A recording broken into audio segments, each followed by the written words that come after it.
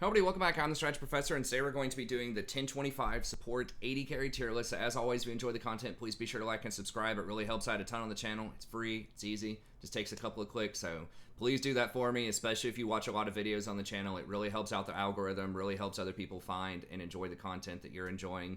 And if you want to watch more, we stream every night starting around midnight Eastern Standard Time, usually go till about 4 a.m. Eastern Standard Time, only on YouTube. Very friendly, chill, informative, good vibes community, so come by, join the fun. It's a great time. Then I also have other content like this. We're doing fresh patch notes and tier lists for every patch, and then we have lots of topical guides like how to macro better, how to micro better, best one tricks, and tons more. We have coaching sessions, and we have some single player games as well. Lots and lots of Total War Warhammer content. I'm doing a Cyberpunk playthrough, got a Witcher playthrough I'm going to catch back up on, and lots of other content, so be sure to check all that out. Now, I will say this is about a couple weeks after 1025 release, and the next patch is not going to be probably until January 8th, which is when Season 11 proper starts. So this is still going to be relevant for a couple of weeks. And the meta has been evolving a little bit over time. And it's, as a really quick disclaimer as well, the preseason does matter if you care where you're going to be ranked next season. There's a lot of misinformation out there, like your elo doesn't matter, nothing changes in the preseason. It does if you care where you're going to be ranked, because how your January 8th, like fresh Season 11 rank gets calculated is it looks at what your elo is as of, the close of the server on January 7th. That sets a baseline, and then you do 5 placement games, and it decides where you get placed from there based on how many of those games that you play. So if you start off as Gold 4, historically, if you win all 5 of your placement games, you'll probably drop a division or 2 and start off in Silver 2 or Silver 3. Okay, most people will drop about a whole league. So if you end on January 7th Gold 4, then you're probably going to be placed Silver 4 and have to work your way back up. Okay, so if you finished Season 10 proper, like November 10th, and you goofed around, you thought that, the preseason didn't matter, maybe you finished Season 10 in Gold 4, you goof around and you end in Silver 4, you're going to be placed as though you were Silver 4, so you're probably going to be placed in a Bronze at the start of the season. So you always have a flood of people that come out at the beginning of every season. Oh my god, I ended last season in Gold, and now I'm placed in Bronze. Riot, please, this is stupid. It's like, well, it's because you screwed around, you didn't think it mattered, you Lolo queued, you ruined other people's games, and now you're having to pay the consequences for that. You're going to get placed lower. Regardless, you should be able to work your way back up to the elo where you belong if you just win games, right? If you get placed in Bronze and you were Gold, you should crush Bronze people and get back to Gold pretty quickly, right? But I just want to throw that out there because there's always people that are frustrated because they don't think the preseason matters, they YOLO queue, and then they're lower than where they think they are. So anyways, just throwing that out there. Okay, so let's talk about the meta really quick, what's shaping up in the meta, and then we'll talk about the supports that I think are really strong right now. And if you want access to this Google Doc, I'll have a link in the description. You can check it out. And then I have these mini Google Docs. I'll walk through these with you as well. It'll have recommended runes, recommended items, and then a 1 to 5 scale on how strong I think the champion is at different tasks. So we'll go into that in just a little bit. But overall, laning phase does matter a little bit more. There are several ADCs that are, bumping up to 52 or 53%, and there's a pretty good diversity of ADCs now. So it's no longer just Jhin and Miss Fortune, and if you don't get one of those, then you might as well dodge because they're OP. Now there's a bunch of stuff that's pretty good. So you have Jhin, you still have Miss Fortune, they're still good, but you also have things like Kai'Sa are coming up, Tristana, and I like to call those the Hail of Blades Kraken champions because they're going to get Hail of Blades, and they're going to rush Kraken, and they have a really powerful 3-hit combination. So they do decent burst damage, but they also have really good sustained damage later on in the game. Tristana has the bombs. She can get the bomb reset. Very aggressive. Probably the most underrated ADC on this patch. And then you have Kai'Sa, who brings a lot of utility, pretty good wave clear, and a lot of people have gotten off of the tier Kai'Sa, and now they're just going Kraken. And just getting a lot more power early on. Just Kraken and a Hurricane, I think, is pretty common on her. And then Jhin and Miss Fortune are just kind of your upfront burst champions. A lot of them are switching over to Gale Force, which was buffed quite a bit on this patch. Some are still going the Omnivamp item, blanking out on the name right now, but y'all know what I'm talking about. The lethality item that gives you the movement speed, gives you the shield. That can still be pretty strong, but a lot of people are just going Gale Force Kraken now, which is good. And then you have kind of your sustained damage dealer with Vayne. It's just kind of like a weaker version of Kai'Sa right now, although they have a similar win rate. And then Ashe is just a good utility ADC as well. So all of those are pretty good. I will say a small note on Ashe. The Mandate build is worse than every traditional starting item statistically that people get on Ashe. So if you look at the Mandate meme build that everyone's getting that they're calling meta, it's worse. It just is. That's all there is to it. Like, it's 49% win rate if you go Mandate. If you go Gale Force, it's almost 54%. Kraken's 53%. Even, the vanilla Shield Bow is going to be 52%. And then Man Immune is going to be 52% as well. So it's not going to be as strong. Certainly not on one item. It's possible that on later items, it's okay if you get it second. So if you go Man Immune into something like Imperial, it does get a little bit better later on, but you don't have as much sustained damage as just going something like Kraken into Runins or Kraken into Blade of the Ruined King. All of those are still going to be a little bit better. So it's fun, it's interesting, it does add a lot of utility, but you're giving up a lot of sustained damage, especially against tanks if you go for that build. So it's not that it can't win, it's not that it's impossible, but just be aware that there are better builds out there statistically in a lot of situations. Although from game to game, if you already have a ton of damage on your team and you just want more utility, it can still be okay. But what this means is there's a lot of ADCs that are pretty good right now. You have a lot of supports rather, that are good to complement these ADCs. So Engage is still going to be very strong. You can chain CC with Jhin, with like a Nautilus or a Leona, Rakan.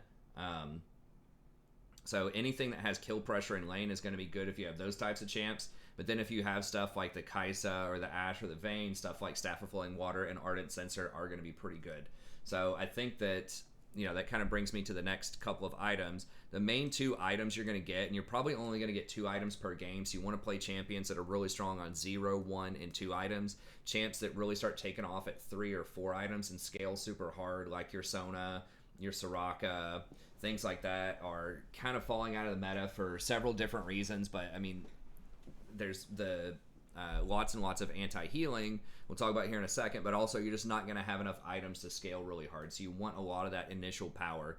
And the 2 items that are going to be the most powerful combinations under most circumstances are going to be Mandate, Staff of Flowing Water. This is a great combination, just really efficient items. Brings a lot to your team. So Mandate, when you're hitting multiple people, can chain together quite a bit of damage in team fights, and it gives any ally that triggers the Mandate an extra 20% movement speed for 2 seconds, which is really nice. And then the Staff of Flowing Water, whenever they trigger that, that's going to be an additional 15% movement speed. So that's up to 35% extra movement speed on any of your allies that trigger these things. And then Staff of Flowing Water is going to be 90 AP on top of that. So that combination is extremely powerful if you get that on different champs. Another variation of that can be Moonstone. There's a couple of champs that can get Moonstone as well to go with that. So like Yuumi or Serafina. I think that it's weaker in a lot of circumstances, but if you're going to have more sustained fights, so if the enemy team has 2 or 3 tanks and you have 2 or 3 tanks and the fights are going to go on for 5 or 10 seconds, then, Moonstone can be okay, but Mandate is going to be a lot better for those skirmishes where the fights are over pretty quickly and you're just trying to run some people down. So champs that play very well with that are going to be strong. And then another option that you're not seeing as much, but that I've been testing out that can be really good, is the Teamfight Domination build here. So going Locket plus Redemption. The Locket itself gives quite a big shield, and then that buys time for the Redemption to land. And so you can get thousands and thousands of healing and shielding off of this.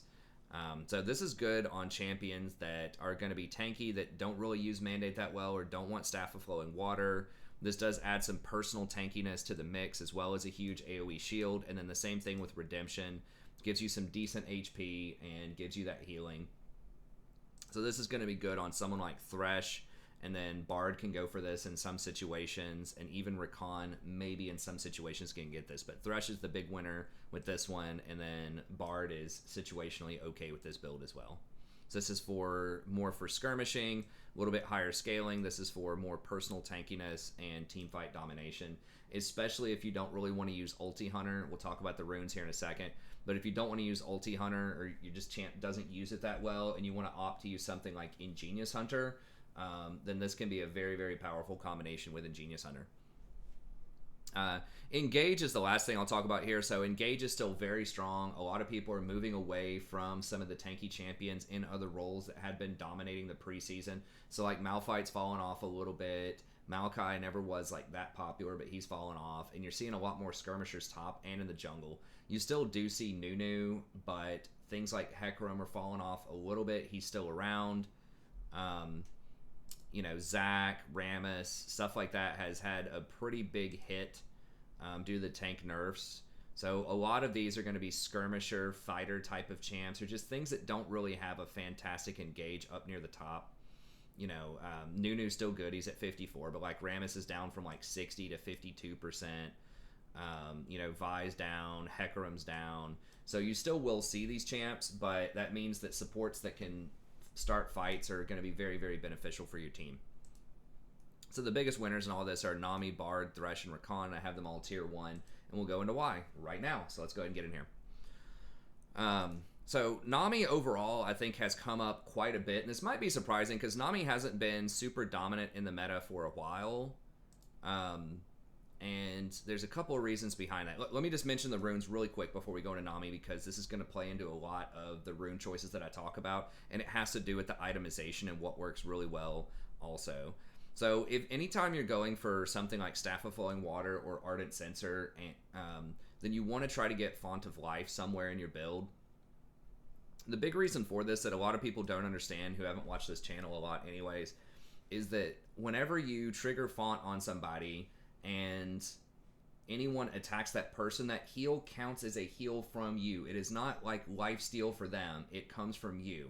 So it scales from your maximum health. It scales with your plus healing and shielding. And most importantly, since the heal comes from you, that means that it triggers Ardent Censer and Staff of Flowing Water. It says it right here now. It did not say it for years. And this has been a thing since this rune came about in Season 8. And I've been, pounding the table on different builds and why this rune is so important.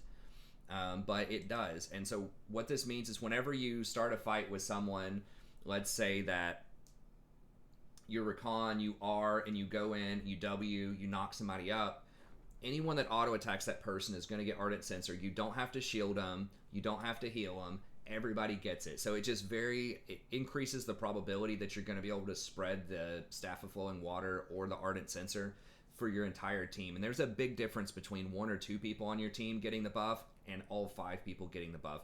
And it refreshes it. So whenever you hit them, this stays up for 4 seconds, right? So if you have Staff of Flowing Water, they hit them once, twice, 3 times, it refreshes the timer on Staff of Flowing Water. So it's not just 3 seconds anymore. If they hit them like right when it's going to expire around 4 seconds, it extends the timer all the way up to 7 seconds. And if you apply another slow or another immobilize over that time, then it's just going to keep reapplying that. So you can keep that buff up a lot. So it just smooths out the buff a ton. So this rune is not going to look that impressive at the end of the day. When you look at how much healing it does in a game, it might do 600 or 700, and you're like, okay, that's not that big of a deal. But you have to remember the stuff that doesn't show up on the stat sheet, which is just how much Staff of Flowing Water you're throwing around. So that's really big. And then Revitalize is another one that's really underrated. This thing, it's not going to put out huge numbers again, but it just scales really well with a lot of the other stuff going on in builds. So you really want to get Font, and then the next best rune is usually Revitalize, although these are okay, Conditioning, Second Wind, Bone Plating, depending on the situation. And then typically Guardian's going to be really strong with this as well. If you're getting plus healing and shielding like Staff of Flowing Water, like Revitalize, then all of that's going to buff up Guardian. And if you're getting AP off of Mandate, that's going to buff up Guardian as well. So Guardian gets a very high premium here. So any champions that like Thrash that can shift from Aftershock over to Guardian are going to really benefit from some of these other runes and items that you're going to be getting. Okay, so that right there, Font of Life is hugely important right now because so many champions are going to want to get that Staff of Flowing Water. And Revitalize is very good with Locket and Redemption because it increases the healing and the shielding that those give out. So those are 2 very, very important runes going on right now, and that's going to fit into some of the builds we'll talk about. Okay, so let's hit on Nami here really quickly. So statistically, she is doing very well, and she's, kind of rocketing near the top of win rate, so she's got a 53%. And you might say, well, what the heck? She's been at like 50% forever. Why is she all of a sudden over Janna? Why is she over these other champs? The reason is she's very lane dominant early on, so her W is one of the best trading tools in the game. Whenever you just walk up, you cast W, you can't miss it. It's not a skill shot. It's going to hit them. It's going to bounce back to you. So it damages them and heals you in one rotation. So she's always been good at lane dominance in that sense. She does have very low HP, so you got to be careful with that. But W is a fantastic trading tool early on. And then you bring a lot, but that's your only healing spell. So you're not hit as much by the Grievous Wounds effects that every team's going to have. Because so many roles are abusing healing right now. But what you do have is a lot of other utility. You have the bubble, which can knock up and stun somebody for 1.5 seconds, and this can hit multiple people in team fights. I've seen it hit, 4 or 5 people sometimes. Usually it's only one, but you might hit 1 or 2 different people if everybody's grouped up. So it's a pretty good piece of CC. You can engage on people through the minion wave if you hit it. It is tricky to hit. You got to get used to it. That can be good. And then the Tidecaller's Blessing. This is one of the huge things that is really underrated for a lot of people. So with Mandate, if you put an E on somebody, it triggers Mandate on them because it counts as a slow from you. So it triggers Mandate and it triggers Font of Life. So if your Kaisa, jumps forward and runs after somebody, if you put that E on them, then that's going to trigger the heal. It's going to trigger Font. It's going to trigger the speed up from Mandate. So it's going to trigger Mandate. I don't know if one auto attack both applies Mandate and triggers it. I'm not sure the order of operations there, but if they hit them twice, it's definitely triggering it. So they're going to get the 20% speed from Imperial. They're going to get the 15% speed from Staff of Flowing Water. And they're going to get your movement speed here, which is going to give them an additional 45 flat movement speed and 20% of your AP, which is usually at least another 20. So that means that you're just giving them a ton of movement speed. You're giving them like 70 or 80 movement speed for a couple of seconds, which is really, really big. So that's the synergy that a lot of people don't understand with Nami and why she's so good. Is she's so great with Mandate. She's so great with Staff of Flowing Water because of Tidecaller's Blessing and your ability to just put this on all kinds of people. And you can play so far back. You can put this on someone from 800 units back, and it's just going to have a massive impact and just really allow your ally to stick to people and chase them or to kite them out. So it's a really powerful interaction. And this also applies as slow. So not only is your ally going to gain like 80 movement speed or something nuts, it's going to slow them by 35% when you put this on them as well. So very powerful ability. And then this W, you can play really far back too. You can W your ally for 725, and it's going to bounce another 725 and hit enemies and just bounce around there. And then of course your ultimate has almost 2800 range. So you can throw this from so far back, and it just disrupts so many things. It can stop channels. It can stop Rakan from jumping around. It can stop all sorts of champions from doing what they want to do in fights. So it's going to be really powerful, and it speeds up allies. If it rolls over an ally, people forget about this, but it gives you, I think it's double the movement speed whenever it rolls over an ally. So she's just kind of the queen of movement, speed, and control, and fits in really, really well with Mandate and Staff of Flowing Water because of that. So that's why she's in the meta right now. She's really good off of almost no items just because of her kit, her CC, all of that, but she's also extremely good off of Mandate and then Staff of Flowing Water just because of how Tidecaller's Blessing and Font of Life in particular interact with each other in regards to this rune. Or in regards to the E, rather. So the items that I recommend on her are Airy, Mana Flow, Absolute Focus, Scorch, and then Font and Revitalize. You can do Guardian on her, but I think Airy gets a lot of extra value just because you can harass so well in the early game. So if you're paired together with an Ezreal or something and you're just going to get completely run over in the laning phase, you can maybe switch it over to Guardian, and that's not that big of a deal, but I still think that Airy's probably going to be where you want to be. And then Ionian Boots, I like this because you're not going to be roaming a lot. With her, you're just going to stay in lane and try to dominate. You can roam, but you don't usually have to because you can dominate your lane so hard. So I like Ionians. Her cooldowns are on the long side as well. They're going to be like 8 to 10 seconds on all of them, so you get a lot of value out of the ability haste. And then just Mandate and Flowing Water, you want to do this pretty much every time. You can do something like Moonstone or Locket if you want to, but you're losing a lot of the synergy, which makes her good in the first place. And then the Ardent Sensor is going to be very good for the same reasons that Flowing Water and Mandate are good, because you're going to be able to spread it around with Font of Life really easily. So very good 1, 2, and even 3 punch in those. Maybe every 5th game you'll get a 3rd item. Really, really strong champion. So yeah, I really like Nami right now in this meta. It's fantastic. And you can even play somewhat defensively with her if you absolutely have to, right? So if you're losing lane, you can just use your W to heal your ally if you really need to. Okay, and then Bard's another one that I'll put up here. And Bard is one of the more flexible champions right now, so he is extremely powerful off of, very low items, just because he just doesn't scale super well with items to begin with. His R doesn't do any damage, but it's really high impact.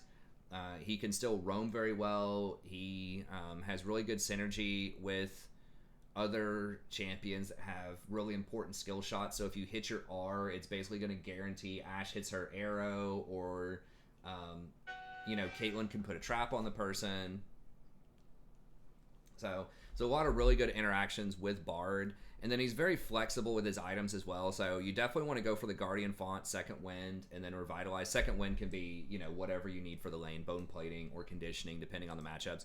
And then I really like Ulti Hunter with him. His ult's already on a low cooldown, and you just have so much playmaking potential from range with him. So you don't have to get in close if you don't want to. It's just a game-changing ult. It's extremely powerful. Not only can you use it offensively, you can use it defensively to save allies from Karthus ult, or Zed, or even Ignite sometimes. Like, there's a lot of different uses for it. But so you got to practice him.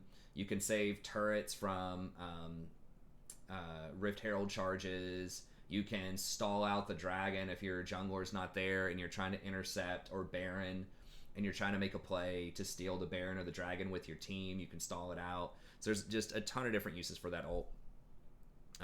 And he's decent in the laning phase, right? If you get a stun with the Q and then you just start walking up and auto-attacking people, he does quite a bit of damage early on. So he's pretty good. And you can sustain through a lot of garbage early on, a lot of these poke champs. He's not the best at it, but your W fully charged is okay for just healing through some tough matchups. And because he can roam so well, you just get those Moby Boots. If you are getting dumpstered, if you do have the Ezreal in your lane and, the enemy has like Jhin, Zyra, or something like that, you can roam and try to make plays mid lane. So very flexible champ. And then the itemization is going to be pretty good as well. I do like the Mandate Flowing Water is still good on him. His auto attacks apply a slow. That slow applies Font of Life. Font of Life applies Staff of Flowing Water. The slow also applies Mandate, which is really good. So that's nice. And the cone means you can do it AoE in a team fight. So that is pretty good. He can also go for the Locket Redemption build if you really want a strong team fight, because whenever you hit somebody with your ultimate and then you drop a Redemption on him immediately, it's virtually guaranteed it's going to land for that 10% true damage. And then when the rest of your team dogpiles in there, it'll give them a nice heal as well. So that is something that is an option for him. You don't have to go staff if you don't want to. You can do the Locket Redemption, but I do find myself most of the time going Mandate, Staff of Flowing Water. His AP ratios aren't amazing, but the buffs that it gives your team are still going to be quite strong. So I do think that Bard is really good. The main perk is the Ranged Engage. It's just has a huge hitbox, huge range. You don't have to get in close. You don't have to worry about getting blown up by assassins or anything like that. And that's really why you're picking him, is long range engage, and it gives your team a ton of time to set up. That 2.5 seconds for setup means they can, rip the bong or whatever the hell it seems like your team is doing half the time, and, notice what's going on and then do something, right? Where sometimes if you go in with like a recon and they're not expecting it, you've only got like a 1 second CC usually where you R plus W in. If they miss it, if they're asleep or they're scared or they're, watching Netflix on their second monitor, texting some girl, whatever they're doing, they may not follow up on it. But with Bard, 2.5 seconds should be plenty of time for somebody to, do something. And yes, they don't always do it, but they're more likely to do it if you give them over double the time of most engages. So I think that's going to be pretty solid. Now, Thrash is someone that I have moved up the list here. quite a bit after playing him. I did not think he was going to be that good in this meta just because he historically has not scaled that well with items, but you aren't facing those 3 and 4 item Sonas and stuff like that and Jannas and getting outscaled as hard as you used to in the past. And he does have pretty good synergy with the Locket Redemption build that I mentioned before. So everybody's familiar with Thrash.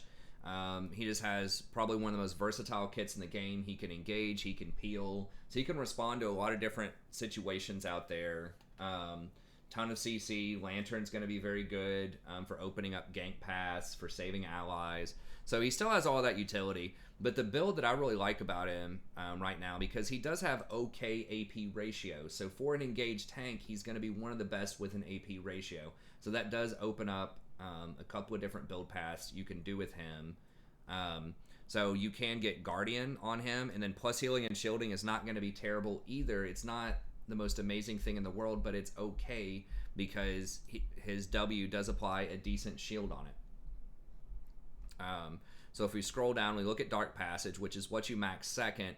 It's going to be shield strength 220 plus, 1 per soul, right? So typically, by the mid game, you're probably going to have 50 to 75 souls. In a longer game, you might have more, but this is usually going to be somewhere in the neighborhood of 270 to 300 shield for both you and your ally. So that's pretty decent. Now, it does have a longer cooldown. They have nerfed this over time. But with CDR, and there's a lot more CDR, and that's very good too, because historically Thresh has not had easy access to a lot of CDR unless you do a goofy build.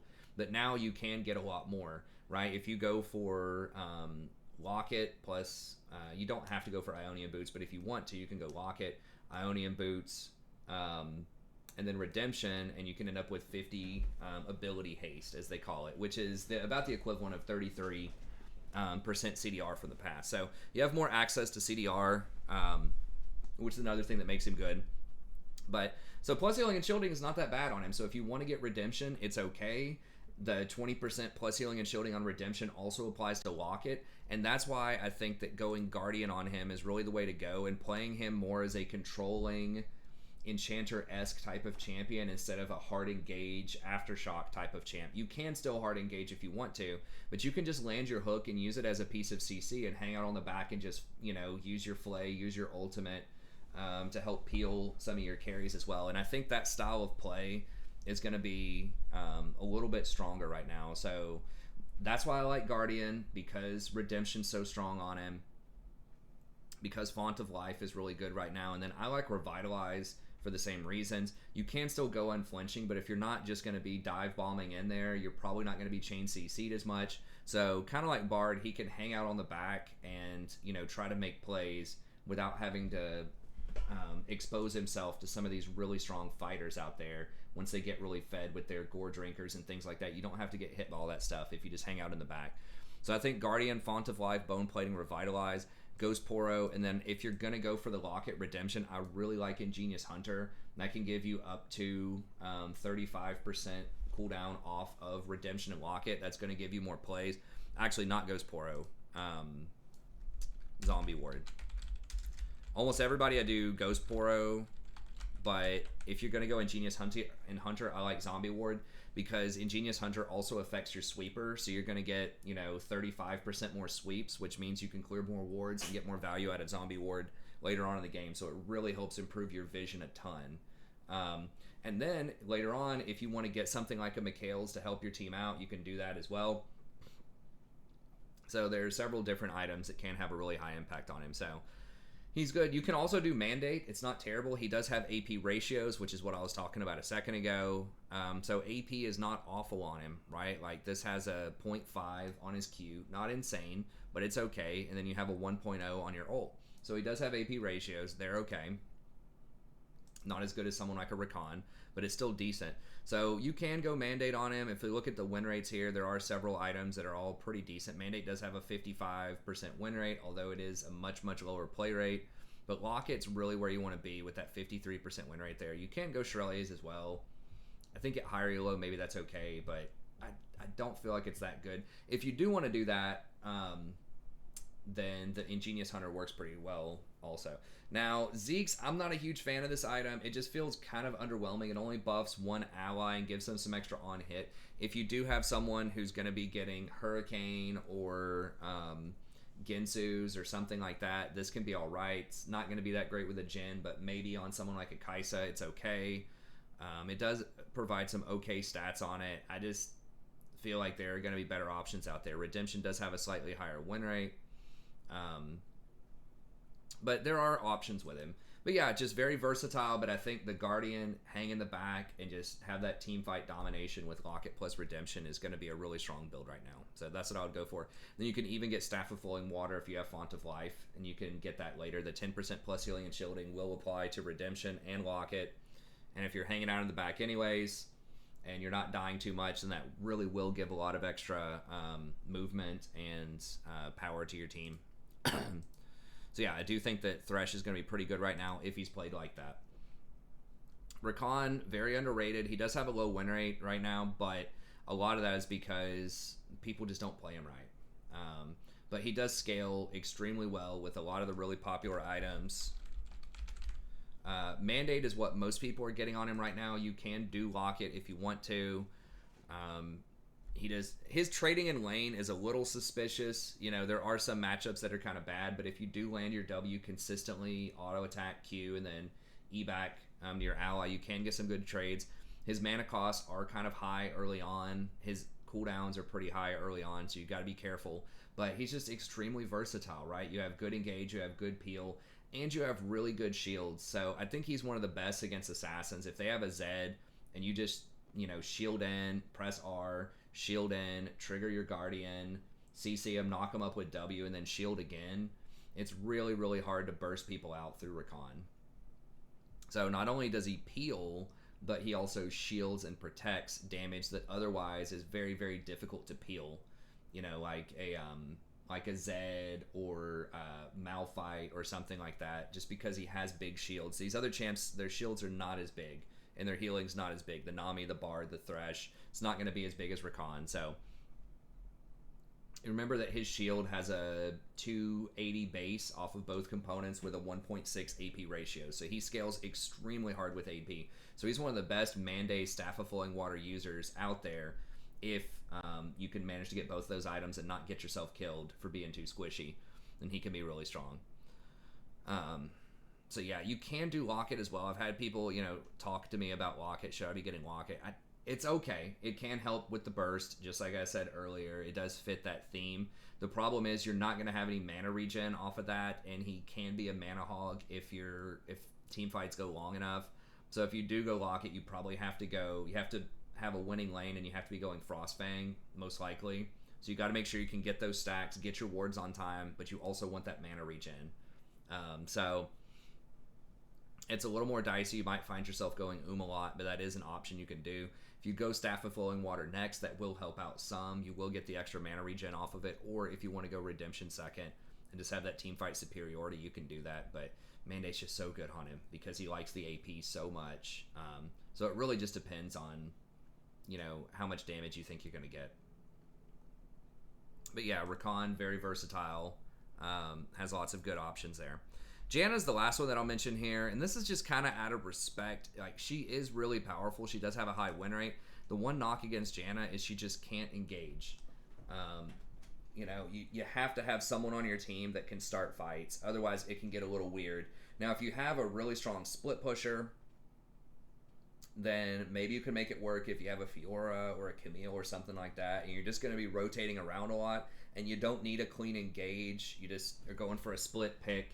You've got a Fed or a Zed or a Camille or something like that, and you're just not going to 5v5 team fight. You're just going to get vision control and try to pick people off while they're rotating through the jungle to stop split pushers and things like that. So I think that she can be good. She does apply Mandate really, really well. Her W applies it on a very low cooldown in the laning phase. It's point click. You can spam it.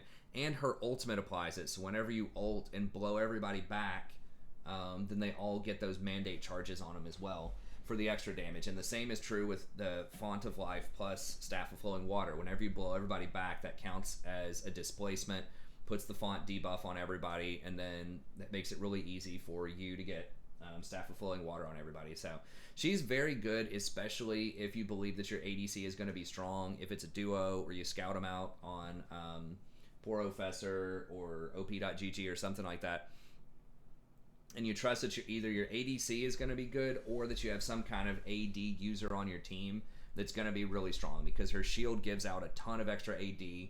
In the mid game, it's about 58 or 50 AD worth, which is, you know, almost 2,000 gold worth of value. So you want to make sure you're getting that value out of that. You want to make sure that you have some kind of engage on your team, ideally, or if you want to run the risk of executing a split pick in gold or something like that, composition, you can do that. Hey, thanks for the sub, I appreciate it. But nevertheless, she is very good. She does have a lot of tools. I think her matchup into Nami is pretty bad. I don't know what it is statistically, but conceptually it should be a bad matchup. Nami can out trade you early with her W, and Nami has two different ways to interrupt your the channeling of your ult. Let me see how that matchup is. Yeah, that's the second worst matchup that she has, and Nami is the best support right now, and she's becoming more popular, so that's kind of rough. But against most other supports, Nami and Bard are both difficult, and they're both strong and fairly popular, but everything else, she has a pretty decent matchup against them. So I think that she is good if you want more rotations, if you're not against Nami or Bard, and if you want to help a really high scaling AD carry, then she can be pretty good. Seraphine's another one that I put up here. Now, I do not have a sort of a cheat sheet for Seraphine. I forgot to post it up for this video because I had Seraphine in the dumpster, but I have seen her doing a lot better lately. I think people are just getting used to her kit, and I've tried her out a couple of times, and she is actually quite strong. And I think she's going to be probably the best, like, team fight, engage, sort of enchanter type of support who has pretty good scaling with the plus healing and shielding. So your ult has a really long range, and it can, you know, does a lot of CC and can hit a ton of people from pretty far away. And she has very nice poke in the laning phase, like good range. You can just spam your Q and your E. I will say that her E has a very slender hitbox, and it feels like it moves very slowly. So if you're against more skilled opponents, it feels more difficult to hit that on people a lot. But she's almost like Lux with like a better engage.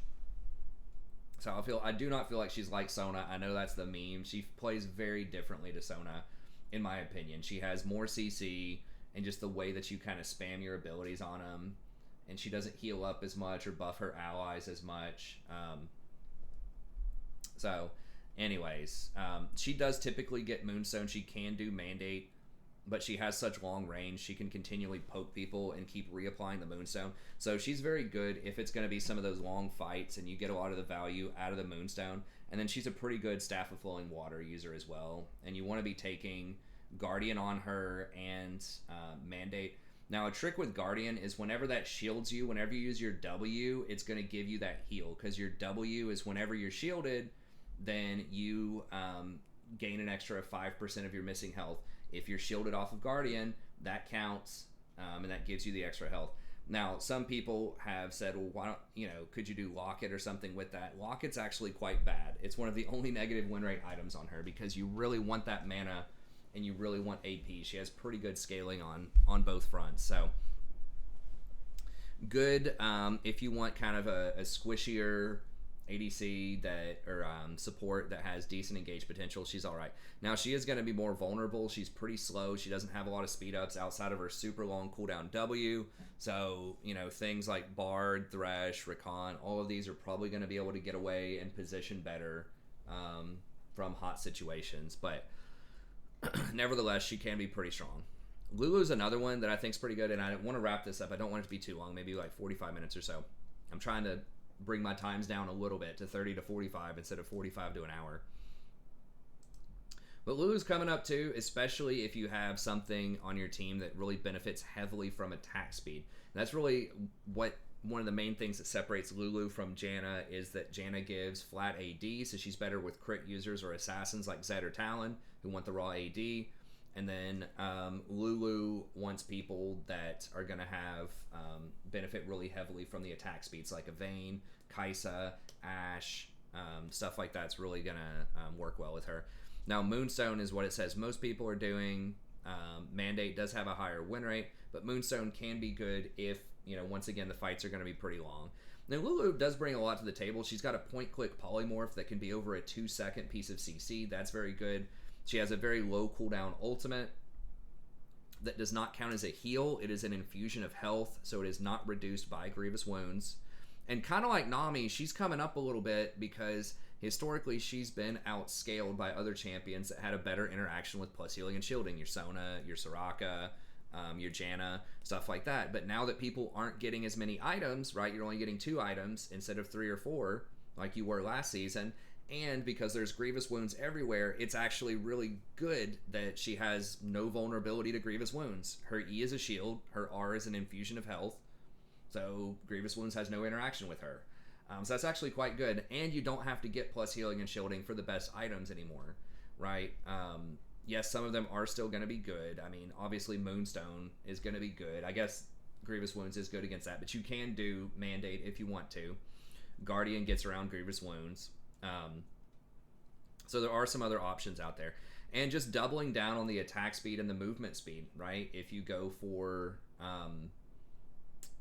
something like Mandate, that can give the movement speed, and then Staff of Flowing Water, very good as well. As I keep saying, over and over again, you can give people the movement speed with your W, and then if you have Font of Life, it's going to allow you to get Staff of Flowing Water on everyone. If you just use your Q and just tag people with that slow, and you have Font, it's going to put the Q on, or it's going to put the Staff of Flowing Water buff on everyone.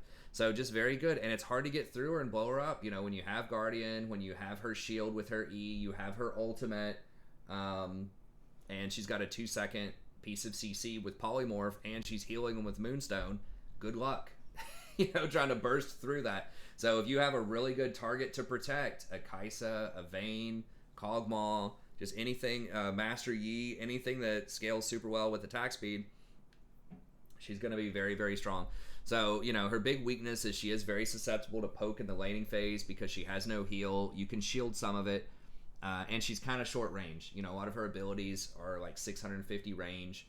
Her shield and her polymorph are both 650, so that means you're going to have to get up close, and you might get grabbed, you might get CC'd. Unlike someone like Nami, who has, 700 to 800 effective range, that can be a problem. But yeah, she's going to be very, very strong, especially at buffing up single target. She doesn't have the big AoE buffs. She doesn't have any formal engage, like the top picks, like the Bard, the Thrash, the Rakan. Her engage is very shoddy. But if you do have other champions that just need the movement speed to engage, so you've got... Hecarim, Darius, stuff like that, and you can put your W on him and get a solid engage, she can be okay. So you want to build her around the right type of comp, but she can be really powerful in those situations, especially, as I keep saying, if you have an auto attacker that scales super well, she's good. Keep in mind that her passive ends up in the mid game giving about 80 damage per attack. It's not the same as on hit, but it's 80 extra damage per attack. So not only does she give out a lot of attack speed, but that Pix really, really does a lot of damage that doesn't show up on a lot of charts because your ally gets credit for the Pix damage when it's on them, not you. So I'm pretty sure.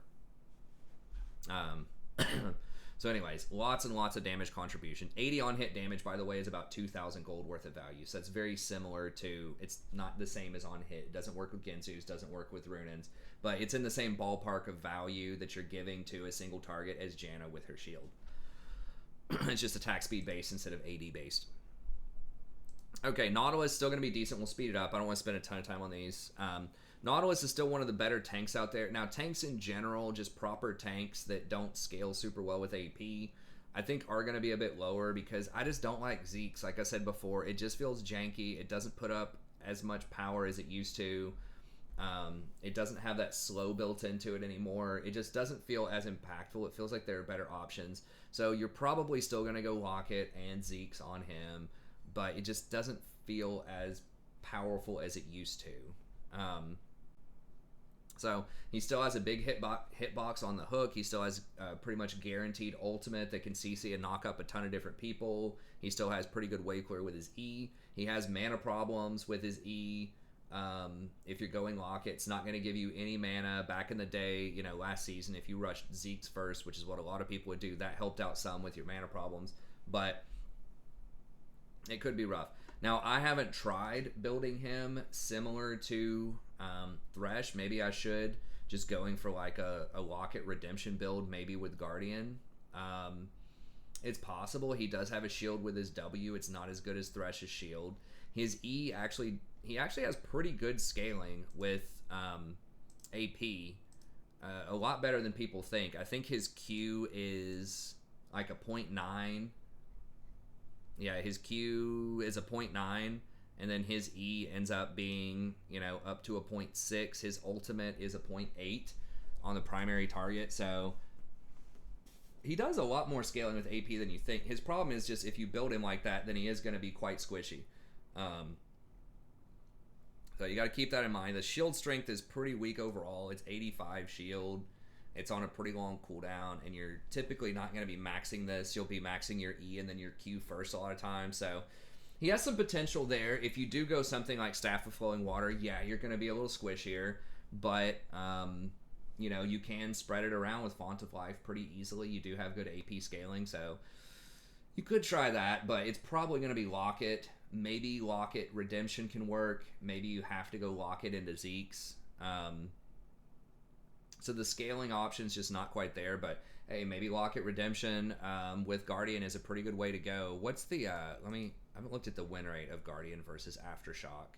The problem is also is he can't hook over walls, and whenever he hits somebody with a hook, he has to meet them halfway versus Thrash can stay all the way back whenever he lands his hook. And he just operates better from further back. It gives you good positioning to lantern people out and stuff like that. Like Thrash can just hang out further in the back than Nautilus. Nautilus is really designed to be close with his E spam, with his hook, and how that brings people in. He's just shorter range and needs to operate closer to the danger. So you can't get away with those squishier builds. Although Guardian does have a slightly higher win rate than Aftershock, so maybe I'll have to try that out. But you know, his win rate is going to be a little bit lower, and that's just why is he just doesn't work as well with some of those core builds that I said, because I think Locket Zeke's is weaker overall than something like Locket Redemption or Mandate Staff of Flowing Water as far as a 1-2 punch. But he does have a very good kit, very strong engage. He's still going to be a powerhouse in my book. Okay, Leona is one of the final ones that I'll talk about here. And she does have a decent win rate right now, and I know a lot of like all caps videos and tier lists and things like that are going to mention Leona. And she's okay. She's a very dangerous snowball champion. That's how I think of Leona, because she has to go all the way in on the engage with the E, and if you get peeled or counter engaged, it's going to be a real problem. So Thrash is a very difficult matchup for Leona, I think. I don't know the win rate. It is a skill matchup, but if you run into a good Thrash, I guess a lot of people don't play that matchup well, because if you run into a good Thrash, it feels really bad. She actually has a decent win rate against Thrash, but I guess there are a lot of bad Thrashes out there. It just depends. Like, you can flay back her E. I guess that her R, if you land it on Thrash, can be devastating. I don't know. I don't personally like that matchup. I've played it from both sides, and it feels like Thrash is advantaged, in my opinion, in that matchup if it's like equal skill, especially at higher elo brackets. But so that's kind of a tough matchup, and it just feels like Bard and things like that like aren't that great either. Yeah, toughest matchups are like Janna, Bard, which are also going to be really powerful. And if you go in and you get counter ganked, it feels rough. Now, yes, she does roam really well. She has a 90-second cooldown on her ult early on. That she just doesn't have that synergy with some of these items. Her AP ratios are pretty bad, so you don't have that option as much as with Nautilus. You don't have any healing and shielding whatsoever, so Redemption would feel really rough on her. Unlike Nautilus, at least you have your W for a little bit of a shield. She really has to get close. She wants Aftershock. She can't go Guardian. So I just feel like she has a good kit. She can still be powerful and just kind of play through the disadvantages. But I just feel like a lot of the stuff that's really strong, the interactions that are really strong with the top-end runes, top-end items that people are getting, just don't work very well with her. Outside of Locket on one item is very good, but that next item, the Zeke's, just doesn't feel as impactful. So I don't know. She can still be good. There are certain matchups for her, but I just think that she's really dangerous, and if you fall behind, it can feel really bad. Like Thrash, like I said, he doesn't have to go in if you're behind. You can you know, just hope for miracle hooks and, you know, maybe peel, maybe be able to make some plays. But Leona, you're going in, and if your team can't win the fight, you just die. Right? It's harder to pick people off. But anyway, so she's still good. I just would rather play Nautilus or Thrash if you want to play a tanky type of champ. And then Yumi's the final one that I'll mention here. Still scales very well. It's just her mana costs are really high early on, and you have to jump off and auto attack often in the laning phase to be able to afford her mana costs. They nerfed Presence of Mind really heavily, which is something she relied on for the mana. And I don't know. She always has it, you know, kind of an ace up her sleeve. If you have someone on your team that gets fed and they have, like, you're Yumi, you can still win the game. So even if you feed in lane, or even if your ADC feeds, you know, if you're able to get Moonstone and then Staff of Flowing Water, and you can attach yourself to that 7-kill Kayn, you know, or Evelyn or whatever, you can still dominate and take over the game. So she always has that potential to come back if anyone on your team is doing well. She's one of the best at playing around your allies, but it's really difficult to roam with her. It's really difficult to ward with her. Laning phase is pretty rough most of the time, but you have tremendous scaling, and you're extremely good on some of these bruisers late game because it's going to make them virtually unkillable. So I think she's kind of an extreme champ right now, so she's a little too risky, from a little too inconsistent. That's the word I'm looking for my taste, but she can be really good. Okay, that's going to be it for this video. I will just say really quickly, the AP champs, the Zyra, the Brand, the Swain, like, you can win with those champs, but those items have been nerfed significantly. So most of the core support items are 2,500 gold now, and like the best of the AP items is going to be Leandri's for supports, and it's 3,400 gold. So that's like 900 more gold. It was already bad enough when the support items were 2,700 and it was 34, like a 700 gold gap, but now it's 900, which is really rough. Night Harvester had been extremely good on champions like Zyra earlier on in the season, but they've, you know, they just really gutted that item. It feels terrible now. And so the itemization, it's just too rough. You can still play them if you snowball and get really far ahead with like a Jhin or a Misfortune or something like that, but they're really terrible with the like the Vayne and the Kaisa and stuff like that in the laning phase. So you can win, especially at gold and lower. They can still be quite strong. It's not like they have a 0% win rate. I think they're still like 50 or 51%. It's just you have to get kills. You have to snowball. Otherwise, you're just going to get outscaled. But anyways, that's going to be it. Thank you very much. Hope you enjoyed this. Be sure to like and subscribe if you did. Come by, check out the stream, midnight Eastern Standard Time every night. Have a good time. Chill with our super friendly, good vibes chat. Ask me any questions that you want. We'd love to have you. So that's going to be it. Have a good day. See you next time.